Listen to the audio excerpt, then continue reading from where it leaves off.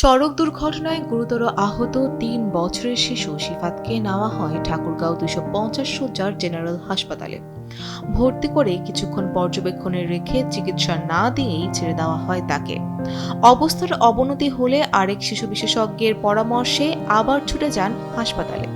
তৎক্ষণাৎ প্রাণ হারায় শিফাত। চোখের সামনেই নিভে গেল ছোট্ট শিফাতের জীবন প্রদীপ। পরিবারের আক্ষেপ আর আহাজারি সাক্ষী হলো হাসপাতাল প্রাঙ্গণ।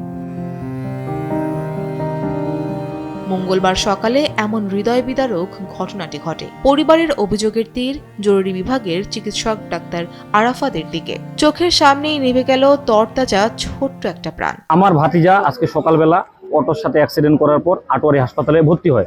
ওখান থেকে রিলিজ করে দিয়ে তাদেরকে ঠাকুরগাঁও সদর হাসপাতালে রেফার করে এখানে আসার পর এখানে ভর্তি হয় 9টা 50 মিনিটে।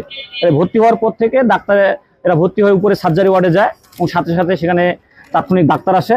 ডাক্তার ট্রিটমেন্ট দেয়, কিন্তু ডাক্তার ট্রিটমেন্ট অনুযায়ী একটা চিকিৎসা ওই বাচ্চার উপর পড়েনি। এক ফোঁটা দানা বা একটা ওষুধের ফোঁটা সেই বাচ্চাকে দেওয়া হয়নি এবং ডাক্তার চিকিৎসা না দেওয়ার সত্ত্বেও বাচ্চাটাকে রিলিজ করে দেয় যে রিলিজ করে দেয় ছাড়পত্র যে বাচ্চা সুস্থ আছে, তোমাদের বাচ্চাটাকে নিয়ে বাড়ি চলে যাও।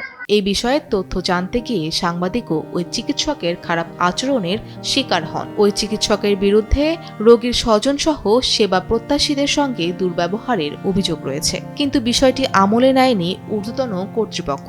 এবারও ব্যবস্থা নেওয়ার আশ্বাস দিয়ে দায়সারা বক্তব্য দিলেন হাসপাতালের কর্তৃপক্ষ। অভিযোগটি গ্রহণ করা হয়েছে এবং আমরা একটা তদন্ত কমিটি গঠন করব। তদন্ত কমিটি গঠন করার পর তদন্তের প্রেক্ষিতে ব্যবস্থা গ্রহণ করব। ডাক্তারদের রোগীদের সঙ্গে খারাপ ব্যবহার, হ্যাঁ, আমি যে অভিযোগটি পেলাম সেটা আমি অবশ্যই সেই চিকিৎসক এবং আমার আনুষঙ্গিক সকল চিকিৎসক এই বিষয়ে আলোচনা করব। নিহত শিফাত পঞ্চগড় জেলার আটোয়ারী উপজেলার লক্ষ্মীপুর গ্রামের আশরাফুল ইসলামের ছেলে। মঙ্গলবার সকালে নিজ এলাকায় অটো রিকশার ধাক্কায় শিফাত আহত হয়েছিল। প্রথমে আটোয়ারী উপজেলা স্বাস্থ্য কমপ্লেক্স, পরে উন্নত চিকিৎসার জন্য নেওয়া হয় ঠাকুরগাঁও জেনারেল হাসপাতালে। ফৌজিয়া ফারিহা, টেলিসান।